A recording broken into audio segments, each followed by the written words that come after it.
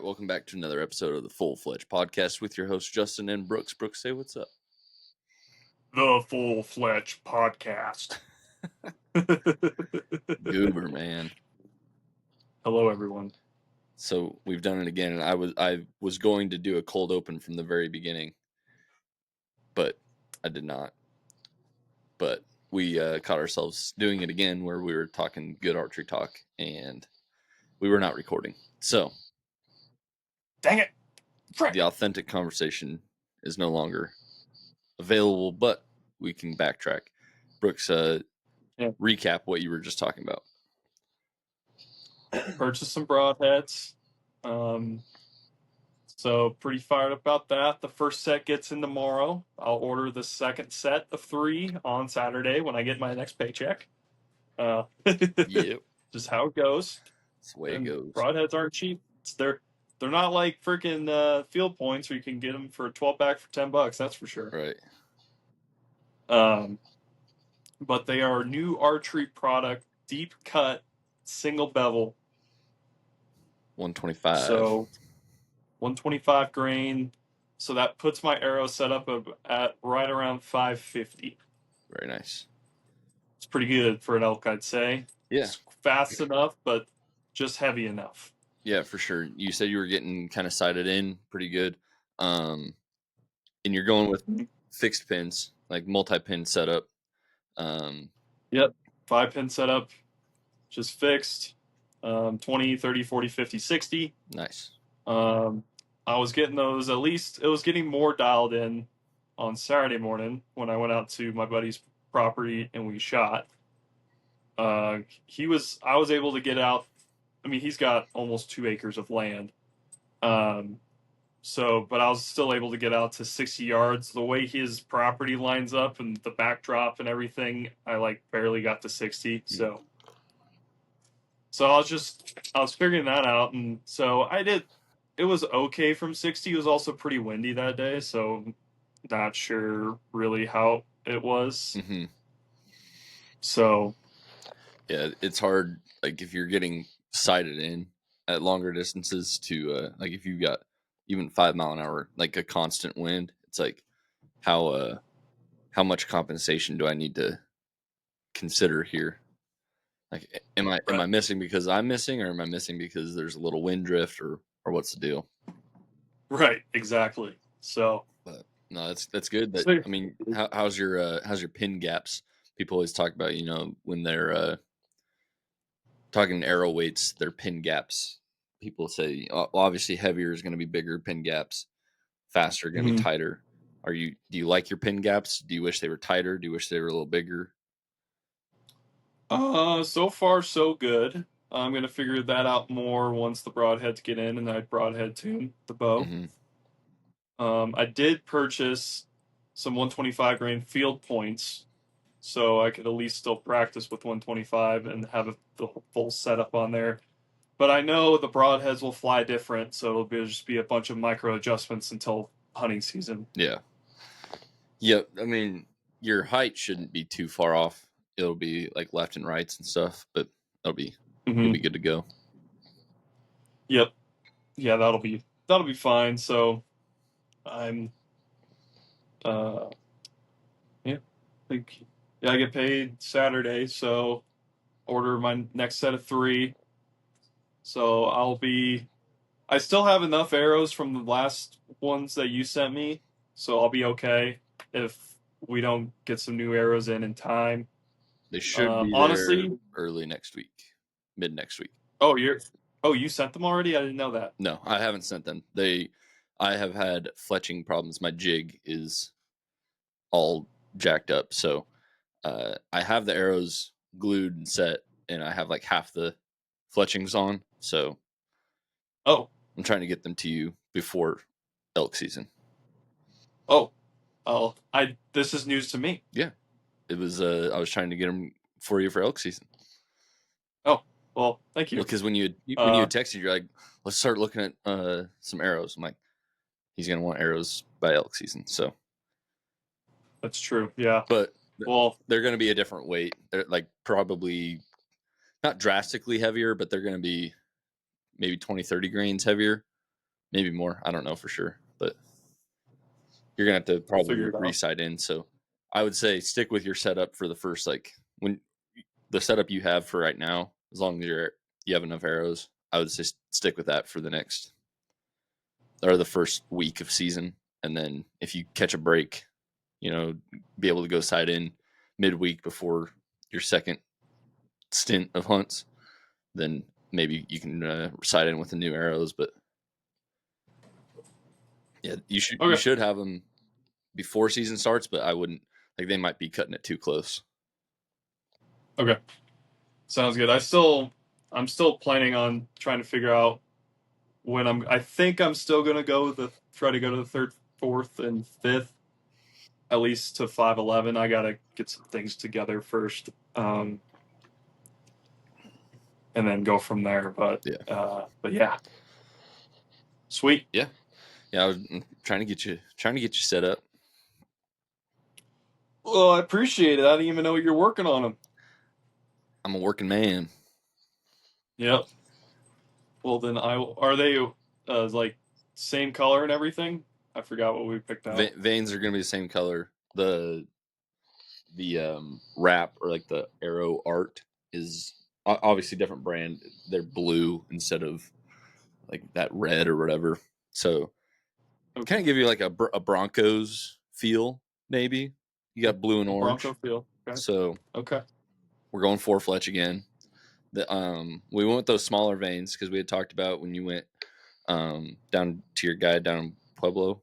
He had talked about smaller vanes. So we went with the vanes that I went with for now. I might switch back. I don't know.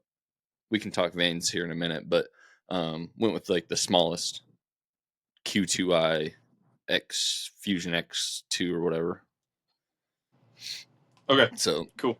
They're lower profile, not as tall, or not as long, and not as tall. So they're shorter off the arrow, and they're shorter along the arrow, if that makes sense. Okay. So I've liked them shooting my practice arrows. I mean, they're plenty good with field points. I haven't shot them with broadheads, but yeah.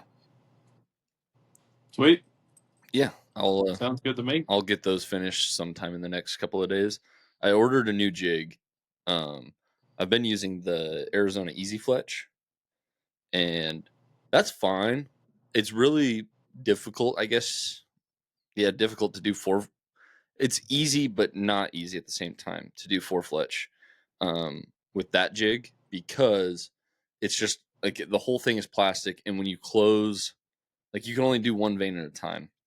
And so when you close in to stick that one vein on, any excess glue gets on the other, which you want to try to not get excess glue. But then it's like any excess glue gets on the other arms, and then that gets on the arrow and gets on the other veins, and then things start sticking where they shouldn't be.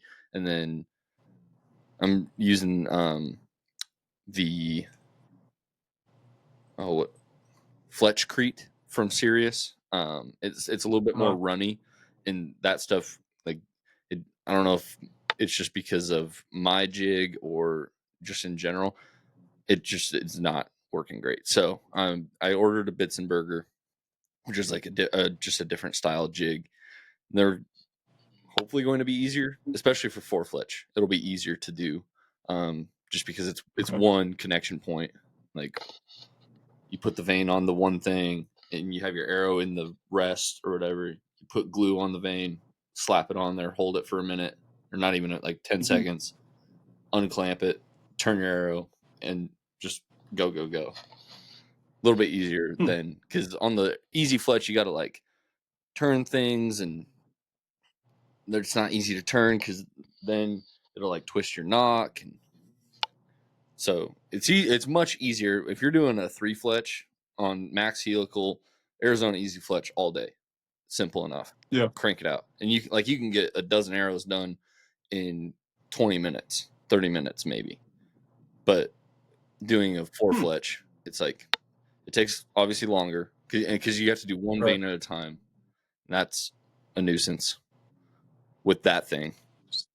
Sorry, I'm a nuisance. No.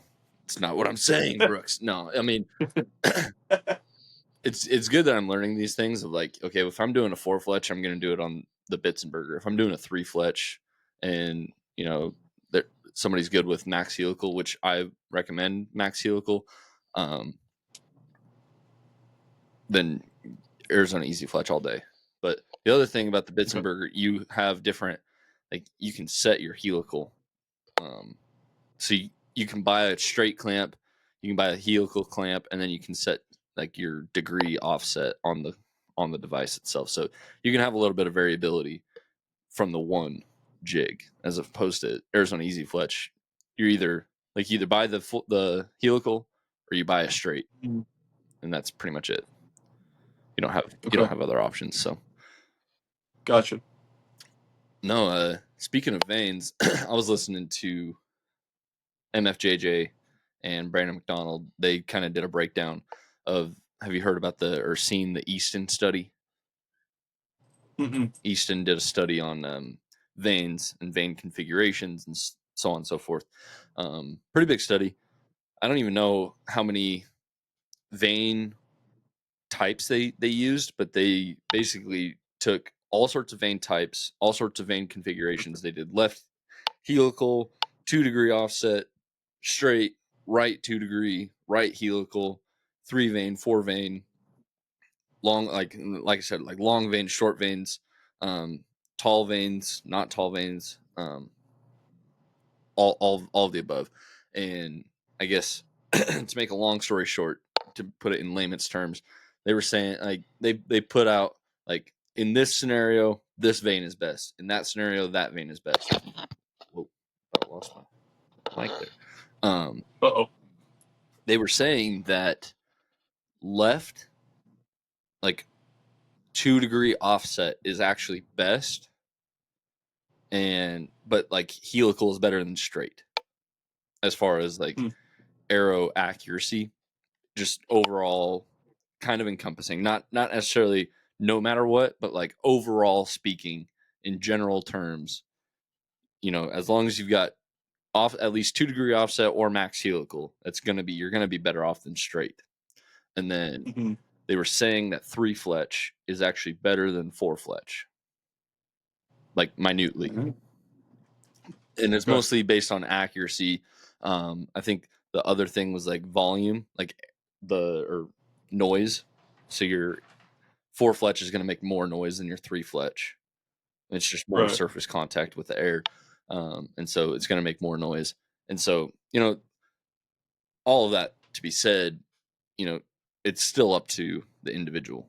Like, if you are a guy, like, I enjoyed going 4 fletch because I could see, when I'm filming, I could see, even with a lighted knock, I could see everything better.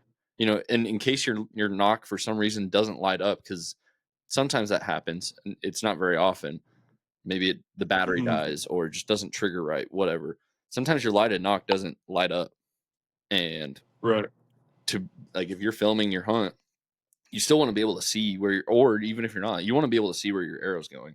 And so to have a 4 fletch, you see that better than a 3 fletch. And so for me, as a backup plan, you want to consider your arrow weight too. But for what, like, you and I are looking at, like, the smallest veins possible, these are like the lightest veins you can get, basically. Not actually, but like, these are among the lightest weight, lightest grain per veins that you can get, because they're the smallest. Like, you're not putting a ton of weight on the back, so you're not messing with your FOC that much. And so, for being able to see your vein or your arrow better, whether your lighter knock doesn't work or whatever, like, I think it's worth it for me.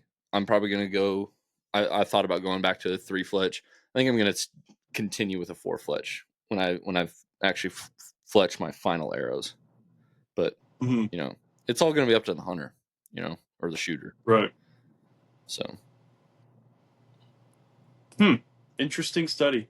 Yeah, they it was really cool the way that, I mean, they break it down and everything. They got all the charts everywhere, but they rented out the, like, Hoyt Easton facility or whatever, and they had a Mhm. They call it a hooter shooter, and so it's like this bow arrow shooting machine. So I guess it's a bow hooked up to it, and it is like the most consistent, no variables in the shooting machine. Like you're not trusting Brooks or I or some random human to stay consistent the whole time. It's just like a rock steady, like almost like a robot. And they were talking about like they had to move the machine depending on certain veins. Like if they shot more than one arrow in the same exact spot, they were breaking an arrow no matter what. Like Right. there were other veins that they weren't consistent enough to do that, but there were some veins where it was like if we didn't move it half an inch every time we wanted to shoot, we were going to break every arrow that had that vein on it.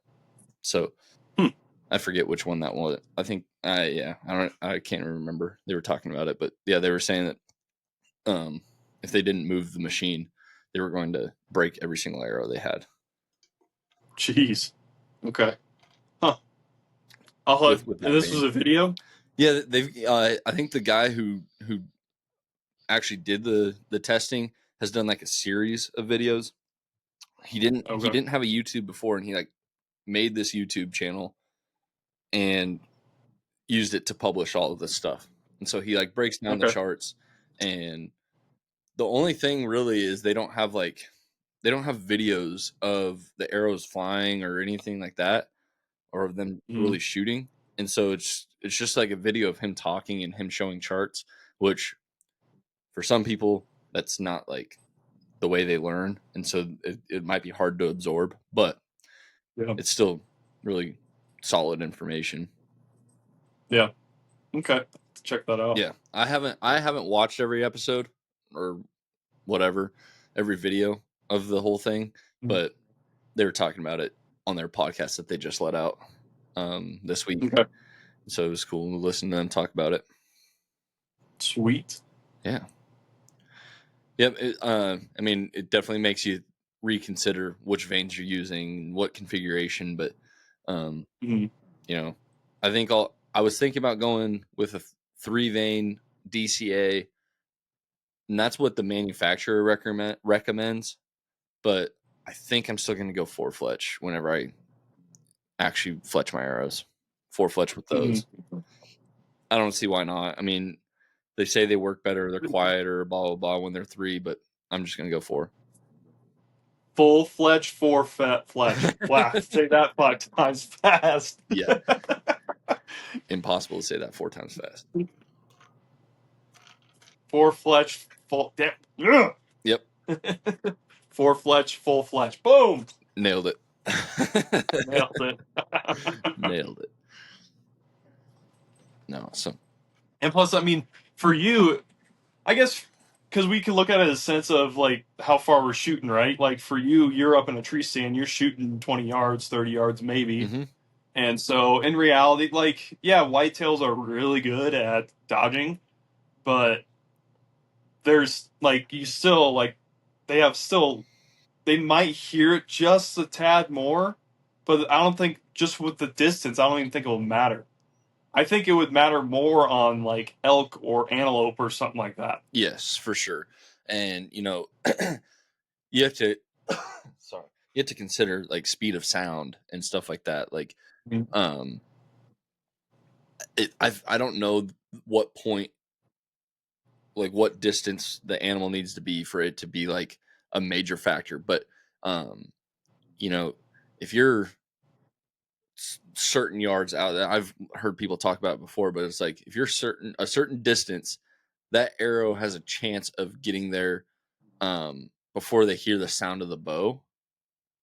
But no, that's not right. That's not right. No matter where you're at, they'll hear the sound of the bow going off before it gets to them, because the arrows don't fly faster than like speed of sound, like a bullet would. And so, like you're not going to beat it. Now you can make it less impactful by having a faster arrow. You know, you have a fast arrow and you get as fast as possible. There's less time between them hearing it and, you know, potential impact. But, yeah, No, like you said, like shorter distance, it's not going to change too much on the sound and stuff like that. And if they hear a millisecond, half a second of a loud vane coming at them, like maybe it makes them flinch 2 inches more, but and maybe that's a difference maker, but shouldn't be. Like Right. I would say that's probably like an extreme circumstance, but I don't think I don't know. I just don't see it being that loud that it makes them flinch that much earlier at a shorter distance for me. Right. But I do agree with you. Like longer distance, like you can sit out there and listen to people shoot, like an archery range, and you can hear people that are like arrows that have loud vanes, and it's like Yeah, you can. and Yeah. it's like, dang, that thing is loud going downrange. And so if you're an animal that's on the receiving end of that noise, you have at a longer distance, you have 2-3 seconds of what the heck is that noise? I'm getting out of here, potentially. Right. And quieter vane definitely is going to be important at that point. Mm. You can have a loud vane. If you have a loud vane and a fast arrow, what are they gonna do? They're not gonna be able to flinch that fast. They still move, but they're not gonna be able to be like, oh shit, that's a really loud thing coming at me. I'm out of here. Like if it's fast enough, it's not gonna matter. Right. Yeah. If fast enough, and they're gonna be like, oh, yeah, right through them. It's not enough to convince Game me over. to be in the light and fast arrow train, but that is a factor. But I don't think it's as impactful of a factor as some people make it out to be. Yeah, I think going with a lighter setup is best for like tack or something like that. If you're shooting just long distance stuff, or maybe antelope. Yeah, I could see antelope. I've been listening to people talk about archery hunting antelope, and running like a 400 to 450 grain, just because unless you're like an expert spot and stalker and like super good at it, and like the terrain is forgiving enough for you to get into 40 yards on an antelope, like more often than not, you're running into to a true tack style 80 to 100 yard shot on an antelope. Yeah.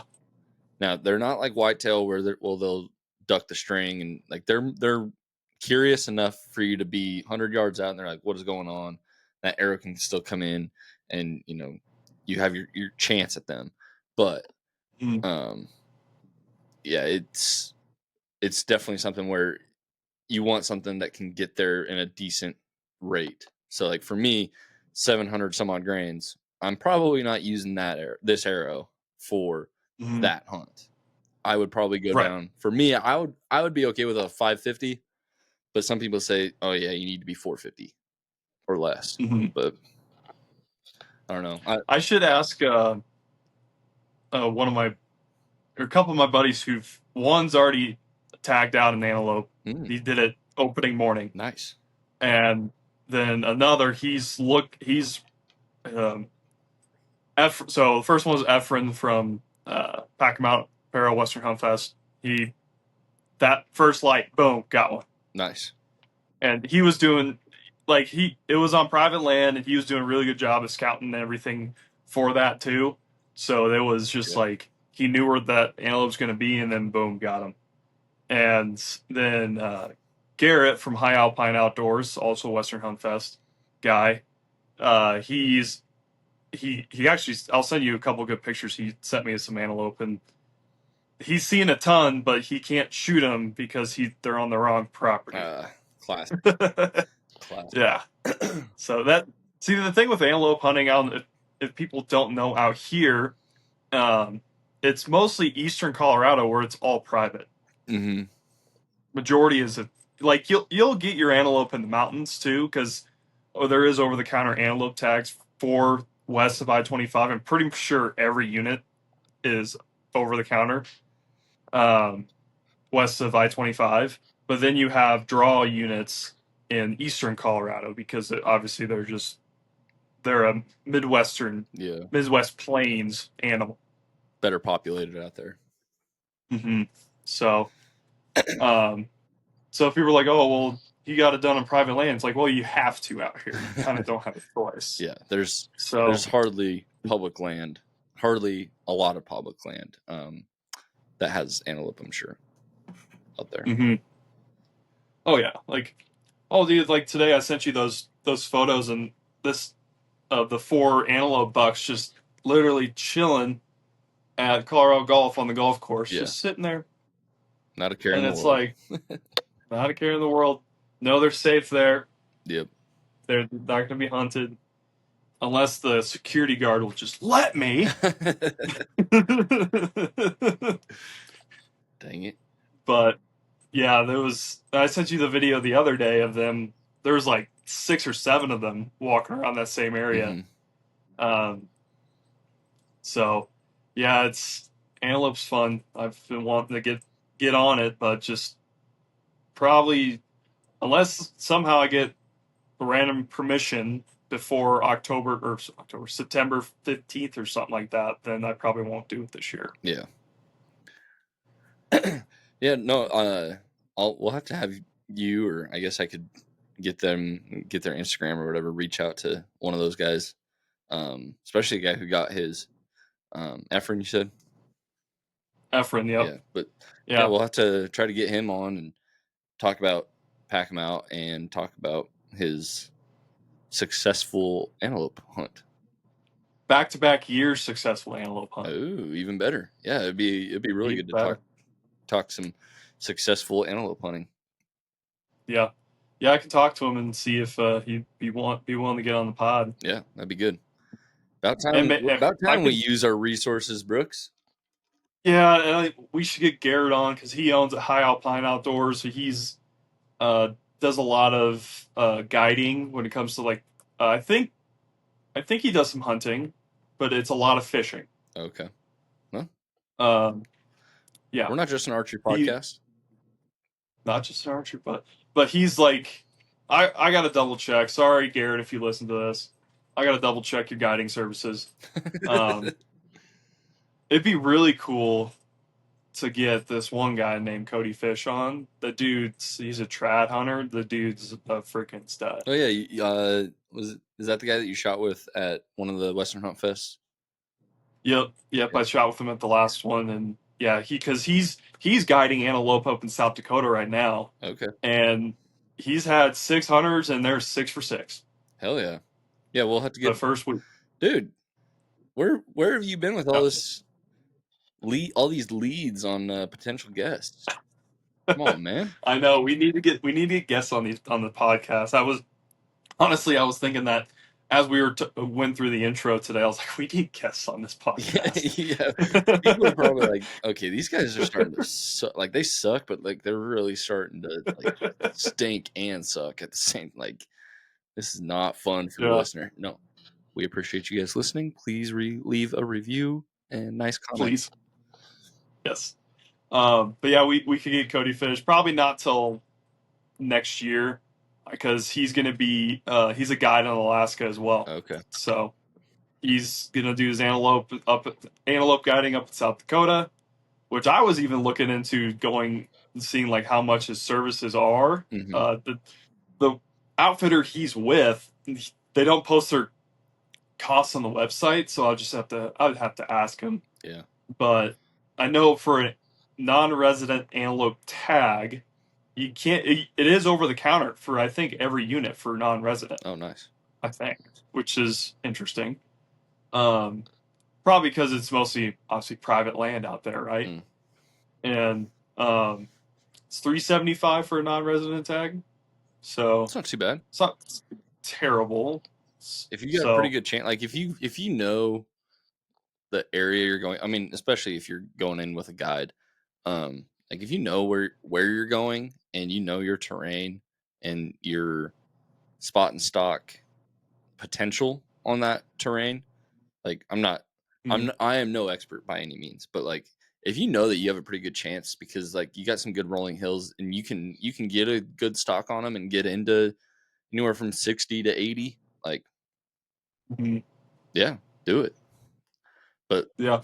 it's one of those things like elk when you're doing non-resident elk tags, like you have to pony up because you might get that chance. And that's like the gambling side of hunting is like yeah, I'm forking over a chunk of change here on a chance, like probably a slim chance of actually getting an elk.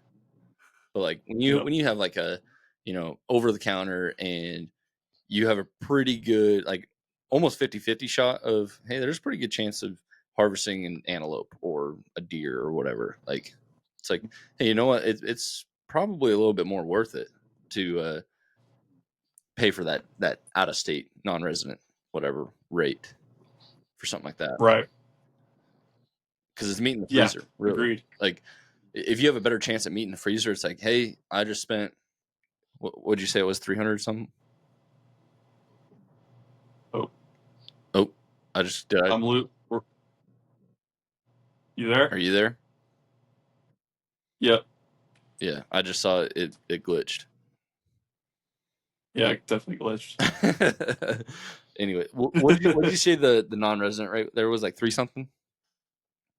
375. Yeah, I mean 375, and if you get a good chunk of meat, like a bunch of ground meat and some steaks out of an antelope, like that's probably minus you got to consider gas and board, like where you're gonna stay and stuff like that, but like that's saving you money at the grocery store, really, especially like beef prices right now. Like to get that much meat, but out of beef from a grocery store, like you're talking about almost the same, and it's going to be healthier meat, being from a wild game animal. Which some people, antelope is obviously different than deer, which is different than elk, which all of them are different, but they still all taste good. Yeah, they do. And they're definitely different than beef, but yeah, they're healthier. Yes. So a lot healthier. Worth it. Yeah, that would be worth it. Shoot, maybe in the next couple of years we find a way to get up there and do a guide hunt with him, or if he maybe can give us some leads on public land or something like that. We can do a collab video hunt. Yeah. That'd be fun. Absolutely. Yeah, we can figure something out, talk to him, and do something. So yeah, that'd be nice. Well, so shoot. What else, Brooks? I'm gonna go scouting this weekend. Okay, about dang time, son. Well, hey, you know what? Been busy. It's been busy, wedding stuff and other stuff going on, and finances, and whole nine. Oh yeah. But Sunday morning, gonna go check out. And plus, honestly, it's like I probably could have gone in July, like I said I was gonna do. But it'd be what? Let's see here. If you would have gone in July, it would have been like a whole month and a half before season. Right. So it would be whole month. So going on August 24th, a weekend, 2 days before season starts. All right, now we got a pretty good idea what's going on out there. Yeah, and part of that's like when you're close enough.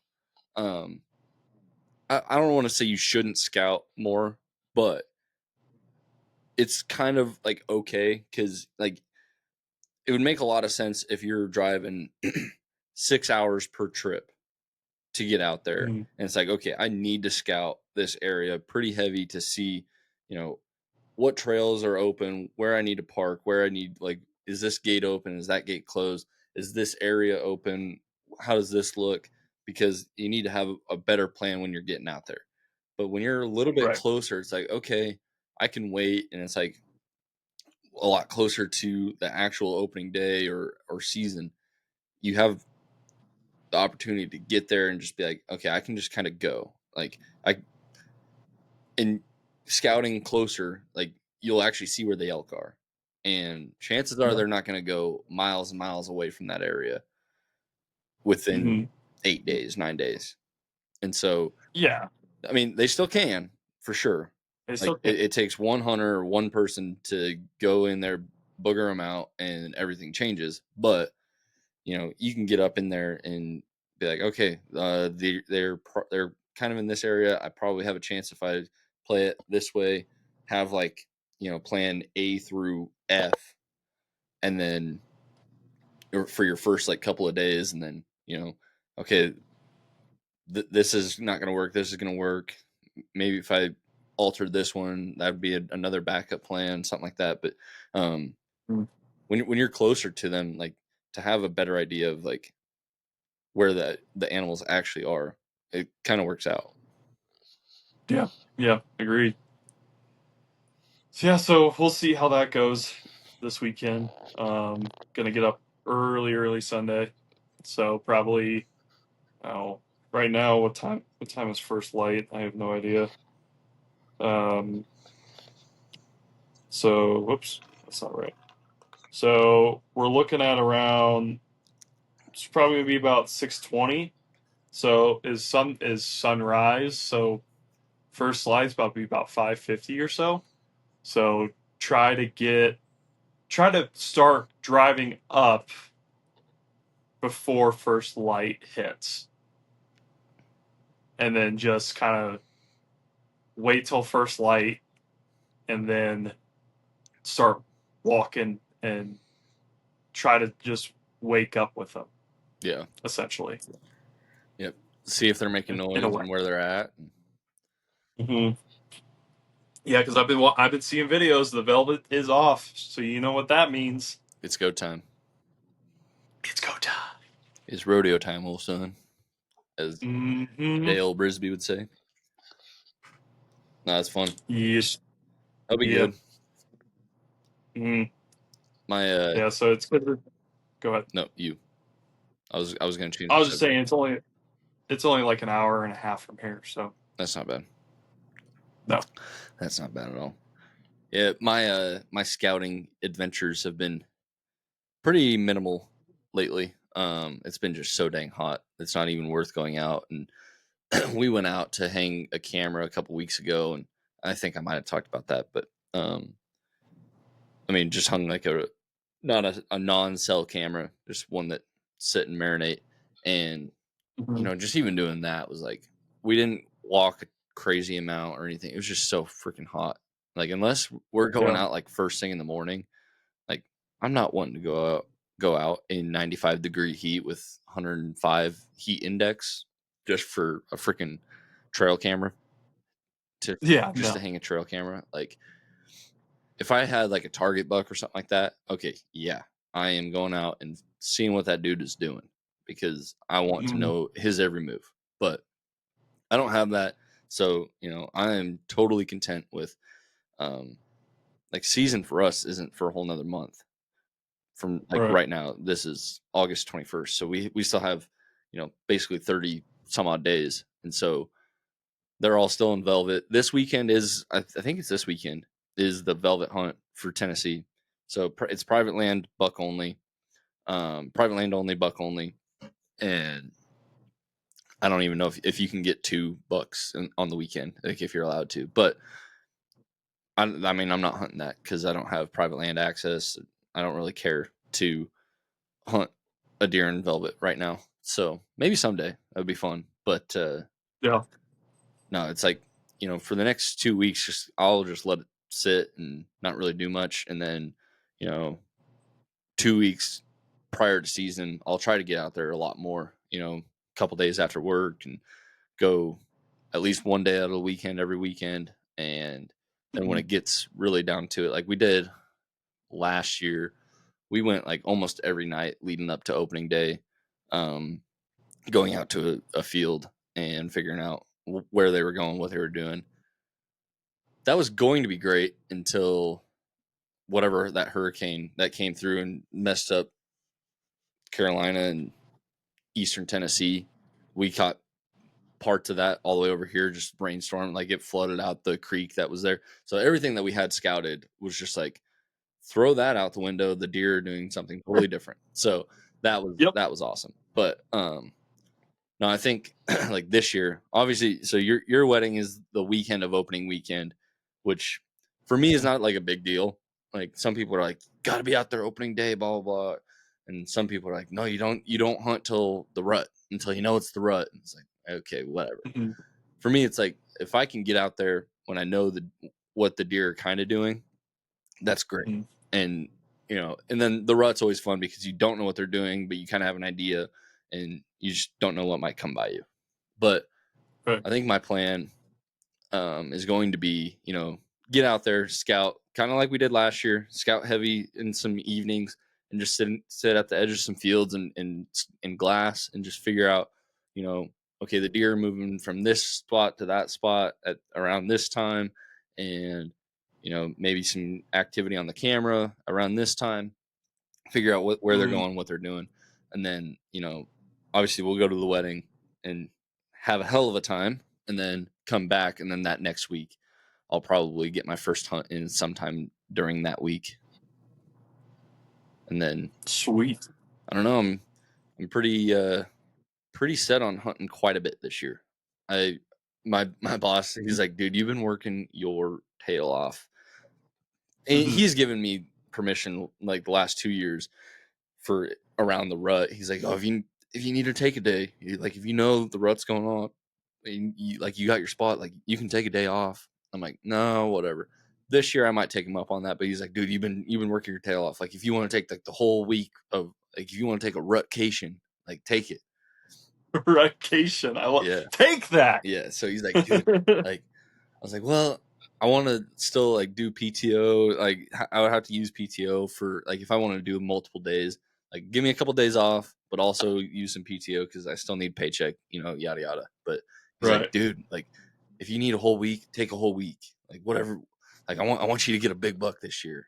I'm like, oh, thanks, man. He's like, yeah, you've been working your tail off here, and I know you've been working hard with the hunt and stuff, but just I want you to get a buck this year. And I mean, he gets it. He used to hunt a lot, and so like he's like in tune with it. He's not just like some, oh, you're a hunter, okay, yeah, you shoot big buck, okay, cool. No, he's like he gets it. He's like, dude, like you haven't gotten anything other than a doe. I want you to get a buck. Like when the rut's here, I want you hunting. I'm like, all right, I still need to work, but I'll hunt. Yeah. Yeah. So, well, that's good that you have a boss who's like that. That helps a ton. Yeah. He and I are starting to get pretty close, which is cool. And, obviously I'm the kind we've talked about before, like we're just the kind that we work hard, and with all the crap we've been through at work, we had another line. I don't think we've talked since. We had another main line break on last like Thursday or Friday or something like that. And we had to fix it Monday before our big event yesterday. And so it's just like, we just keep having these crappy things happen. You're like, they're just not leaking sprinkler heads. Like these are blowout irrigation lines, and we're fixing them once a week, twice a week. Like so there was one we did 3 mainline fixes in a week, and it's like he's like, dude, I kind of feel bad. Like you're just getting into like the golf course stuff, the irrigation stuff, and this is the worst I've ever seen it, and you're right in the middle of it. I'm like, man, that's just a story of my life. Like I get into coaching baseball, college baseball. COVID happens. It's ridiculous. And then we have like 2 losing seasons, get fired, go to this other school in Louisiana, and it's just like fine, but then get engaged, and it's like, okay, screw it. Coaching's not it. All right, let's get into irrigation or golf course stuff. Greenskeeper, smooth sailing as a greenskeeper, like, hey, you're pretty good. Let's make you irrigation guy. And all the pipes break. Man, what is with this? Everything I get in, like everywhere I go, it's a freaking firestorm. Just brave the heat, baby. Jump in. Yep. Well, you got some experience under your belt, so. Oh yeah, and it's fun. I mean, some days it's not so fun because like I drove home in my underwear like twice, 3 times now because like I'm either one covered in mud and I don't want mud all over my seats because like we'll finish it by the end of the day and I'm still like the wet or the mud is still wet on me and it's like okay I'm not getting mud all over my truck. Or 2, I am just soaked to the bone in sweat and it's like all of my clothes are wet and I'm not gonna sit in the like when the AC blasts on you when you're a little bit sweaty, but like multiply that by your whole body. It's like I don't want to be that miserable on my 30-minute drive home. I am going to like strip down, dry myself off a little bit, and then get in the truck, roll the windows down, all There that you stuff, go. and then crank the AC. But like, see, there you go. Yeah. So, yeah, I've I've had to drive home in my skivvies 2 or 3 times now. One time I went like 10 miles alongside a cop, and I was like, "Oh man, I hope he doesn't think anything crazy." I mean, guys drive with their shirt off all the time, but like, hopefully he doesn't look over and is like, "What is this guy doing?" Yeah, for real. Like, oh, why is he a tweaker as well? Right. Should I be worried? Yeah. Goodness gracious. Oh man. But no, so that's my scouting for now and my scouting plan. Like I said, this weekend I'm pretty sure it's this weekend is that velvet hunt. I'm not partaking. It'll be fun to see, if any cool bucks get taken. I'm still in those Facebook groups that they post. A lot of people post when they harvest or whatever. The worst part about those Facebook groups is always going to be, does anybody have a blood tracker nearby? Anybody with a dog? And it's like, oh yeah, you get like 5 of those posts for every like deer that actually gets posted. And it's like, oh man, I hate to see that. And I've been there. I mean, I didn't recover the 1 buck last year, and like I feel for the people, but it's like maybe Facebook isn't the first place to ask for ask for help. Yeah, like probably there's not. blood trailing pages. Go to those. Like I'm part of those too, but it's like, don't bring that here. That's not what this one's for. Go to the other one. Go to the blood trailing page.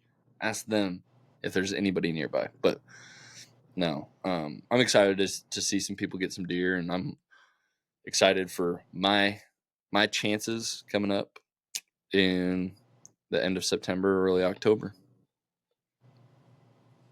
It'll be here before we know it. I'm really excited for Brooks to go hunt some elks. Yes. Yeah. All right, Brooks, you got any closing thoughts? I think we'll wrap this puppy up.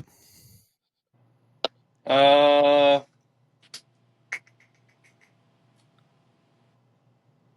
don't know.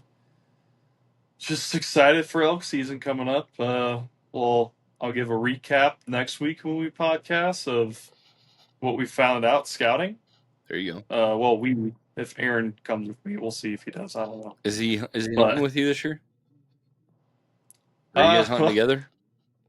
So I think he's gonna go with his buddy first week. Over to 62 again, where we hunted last year. Yeah. And then after that, honestly, I'm not sure. Well, it'd be nice if he at least tagged along, maybe on a day that he has off or something like that. Yeah, we'll see. But yeah, just excited to elk hunt. What's you got any closing thoughts? No, I expended all of my thoughts. I'm out of thoughts for the day. Short pod today, so yeah, only 50 minutes from when we started recording, so that's all right. Yeah, the listeners might appreciate it. They're like, oh man, 10 less minutes of listening to them not know what the hell they're talking about. Yep. Yeah, we should make a plan next time. Yeah, once we close recording here, we're going to talk about, hey, all the 7 guests that we have on our mind, maybe we should send a couple invites out. Yeah, maybe get some folks on here. So yep. So with that, we'll wrap it up. Appreciate you guys listening. Oh, what was it? Do it, dude. Yeah. I'm better. I'm actually getting diaphragms now. Okay. This sucks. Oh, you don't like the. So for the listeners, non-watchers, Brooks had a cow call. Yeah, it's a cow call. Looks like a duck call minus like the mouth side of it. The reed call. Yeah, I am. I Dude, guess I'm whatever like call. way better with diaphragms now. All of a sudden, All it just of a like sudden. clicked for me. That's good. Mhm. That's good. Yeah, I like diaphragms for turkey, so I'm sure I would Yeah. probably catch on to elk. Not super easy, but easier than others. Mm-hmm. It's kind of funny with diaphragms. Like when you first start practicing, you're like, "How the hell do people do this?" And then once it clicks, you're like, "How was I this stupid the whole time?" Yeah. Is it always this simple? Yeah, literally. Love it. So, all right. Appreciate you guys listening. Go give Brooks a follow at _Brooks Benson on Instagram, at Brooks.Benson on TikTok. And Yes. at Justin T. Mulvaney on Instagram, at _ Full Fletch Archery on Instagram, and at Full Fletch Archery on TikTok. Need to get back to posting more again. I know I've lacked on my posts too, so we hit a lull. We're gonna hit our groove again, especially now that hunting season is like here. We'll get going again. Here. Oh yeah. All right. Leave a like, comment, review. Go give us some follows, and we'll catch you on the next one. See you guys.